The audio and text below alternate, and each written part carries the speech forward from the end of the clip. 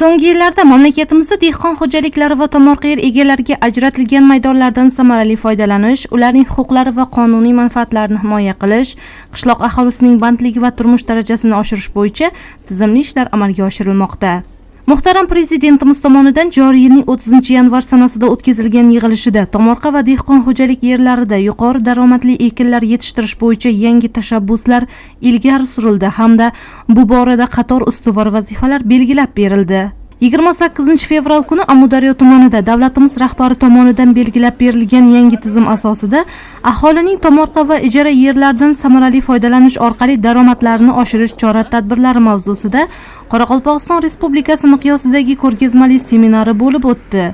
Unda O'zbekiston Respublikasi Prezidentining maslahatchisi Tursunxon Xudoybergenov, O'zbekiston Respublikasi Prezidenti maslahatchisining o'rinbosari, Prezident xalq qabulxonasi rahbari Ulug'bek Muhammadiyev, O'zbekiston Respublikasi bosh vazirining o'rinbosari, Oila va xotin-qizlar qo'mitasi raisi Zulayxon Mahkamova, Qoraqalpog'iston Respublikasi Jo'qorg'i Kengashi raisi Amanbay O'rinboyev, Vazirlar Kengashining raisi Farhod Yermanov ishtirok etdi.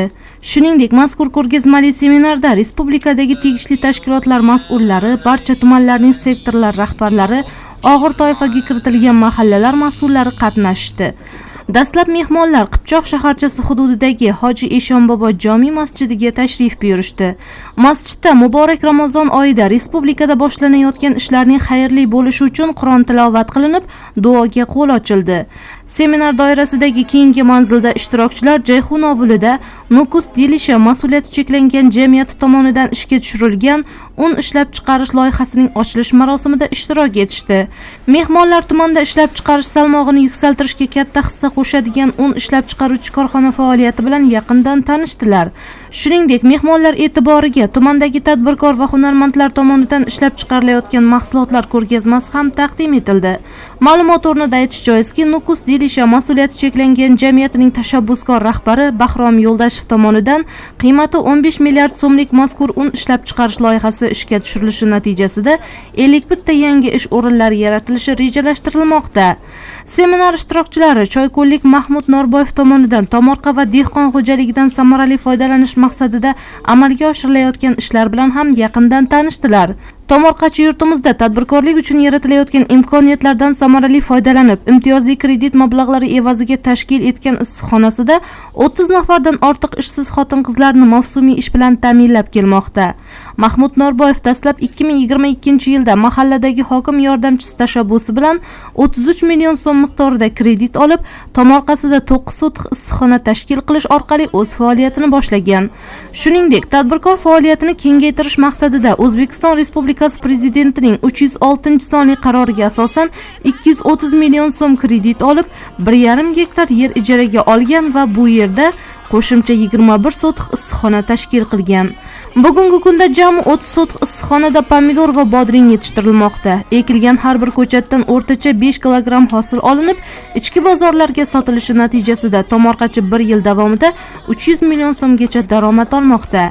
Seminar davomida Choyko'l ovuli hududida Yashil makon umummilliy loyihasi doirasida daraxt ko'chatlarini ekish tadbiri ham tashkil etilib, unda 2 gektar yer maydonga yaxshi niyatlar bilan mevali daraxtlar ko'chatlari ekildi.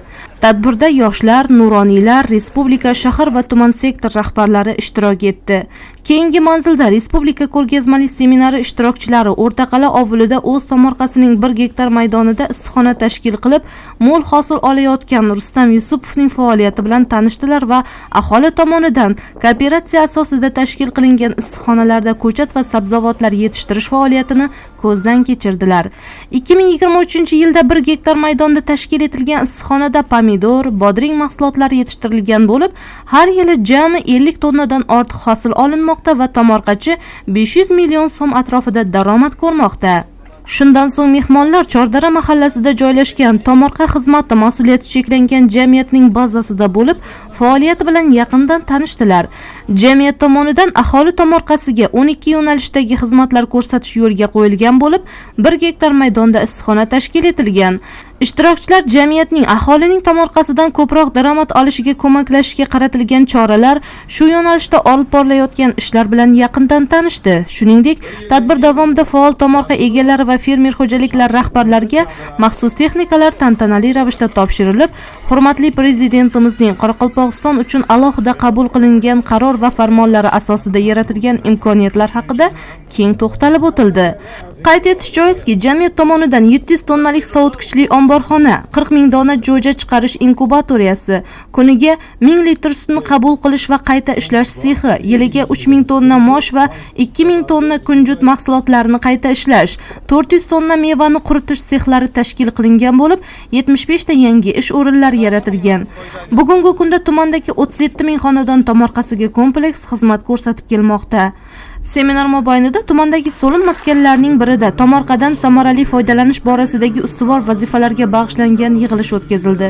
Unda Qoraqalpog'iston Respublikasi Jo'qorg'i Kengashi raisi Amonbay O'rinboyev, O'zbekiston Respublikasi Prezidenti maslahatchisining birinchi o'rinbosari Ulug'bek Muhammadiyev, O'zbekiston Respublikasi Bosh vazirining o'rinbosari, Oila va xotin-qizlar qo'mitasi raisi Zulayho Mahkamova so'zga chiqdi.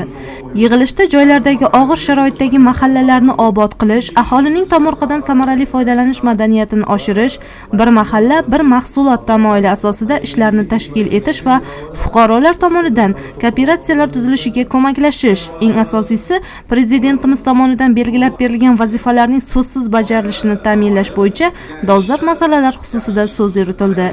Yig'ilishda so'zga chiqqanlar tomorqa yerlaridan samarali foydalanish, tomorqaga kompleks xizmatlar ko'rsatuvchi subyektlar sonini ko'paytirish hamda moddiy texnik bazasini mustahkamlash, faoliyatini yanada kengaytirish va aholi tomorqalarini xizmatlari bilan qamrab olish darajasini oshirish, shuningdek mahsulotlarni eksport qilish imkoniyatlarini yanada oshirish lozimligini alohida ta'kidladilar va shu yo'nalishlarda ustuvor vazifalar belgilab olindi.